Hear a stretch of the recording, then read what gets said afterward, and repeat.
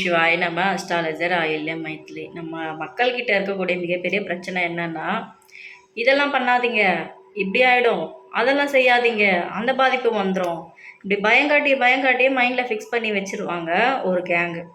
அதை ஃபாலோ பண்ணுறது இன்னொரு கேங்கு. இதனால் அவங்களுக்கும் பிரயோஜனம் இல்லை, இவங்களுக்கும் பிரயோஜனம் இல்லாமல் போயிடும். இப்படி தாங்க ஜோதிடத்தில் நிறைய விஷயங்கள் நடக்குது. அதாவது என்னென்னா, செவ்வாய் கெட்டவனே சொல்லிகிட்டு இருக்கோம் நாம் ஒரு பக்கம். செவ்வாய் தர நல்லதும் யாரும் யோசிக்கிறது கிடையாது. ஸோ ஒரு ஜாதகர் கோழையாக இருக்கணுமா வீரமாக இருக்கணுமான்ற முடிவு செவ்வாய் தான் எடுக்கணும். செவ்வாய் பலமாக இருக்குது அப்படின்னு நம்ம சொல்கிறோன்னா ஜாதகர் வீரமாக இருக்காங்கன்னு அர்த்தம். செவ்வாய் பலமே இல்லாமல் இருக்குன்னா ஜாதகர் கோழையாக இருக்காங்கன்னு அர்த்தம். வீரமாக இருக்கவங்கள பிடிக்குமா கோழையாக இருக்கவங்கள பிடிக்குமா? ஸோ இது ஒன்று. அடுத்து செவ்வாய்க்கிழமையே ஆகாதுன்னு ஒரு கேங்கு. இதில் நாம் தெரிஞ்சுக்க வேண்டிய விஷயம் என்னென்னா, நவ கிரகங்கள்லேயே செவ்வாய்க்கு மட்டும்தான் மங்கள காரகன்ற பேரே இருக்குது. செவ்வாய் கூட எந்த கிரகம் சேர்ந்தாலும் அது மங்கள யோகத்தை கொடுக்குது.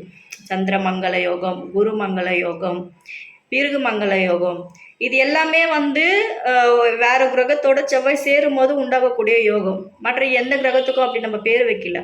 செவ்வாய் உண்மையிலே ஒரு நல்ல கிரகம்.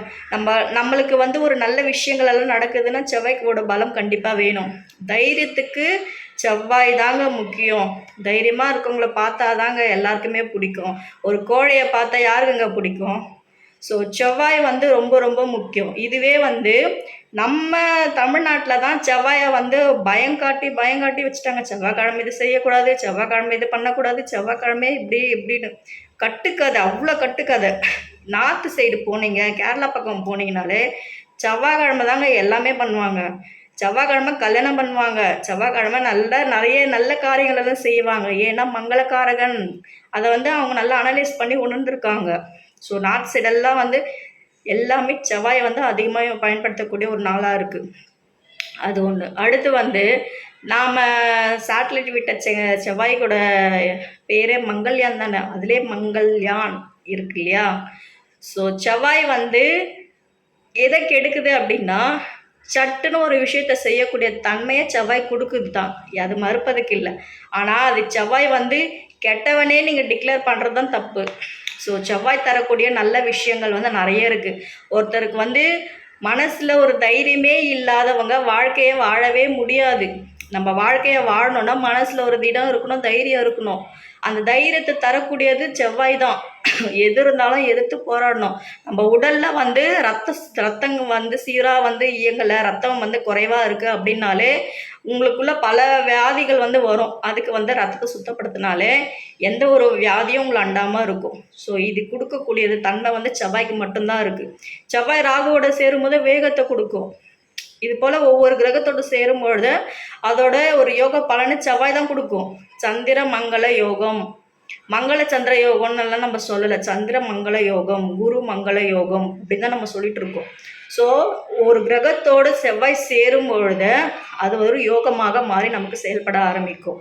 ஸோ செவ்வாய் எல்லா தெய்வத்துக்கும் உகந்த ஒரு நாள் செவ்வாய்க்கிழமை தாங்க.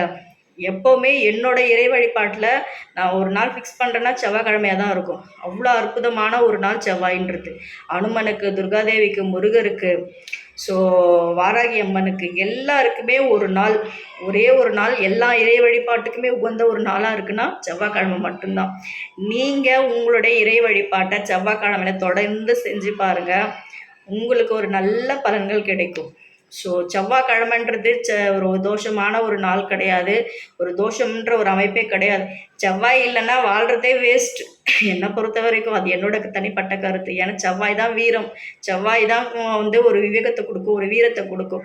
கோழையாக வாழ்கிறத விட ஒரு நாள் வீரனாக வாழ்ந்துட்டு போகணும் அப்படின்னு தான் நம்ம நிறைய பேர் ஆசைப்படுவாங்க. ஸோ செவ்வாய் ஒரு ஜாதகத்தில் பலமாக இருக்கும் பொழுது அந்த ஜாதகரால் எதையும் தாங்கிக் கொள்ள முடியும், எதையும் கடந்து போகவும் முடியும்.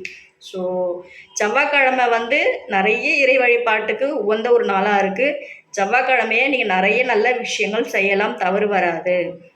செவ்வாய்க்கிழமையை பயன்படுத்தி பாருங்கள், பலன் பெறுங்கள். நன்றி, வணக்கம், வாழ்க நலம். ஓம் சிவாய நம. அஸ்ட்ராலஜர் ஆயில்யம் மைத்லி.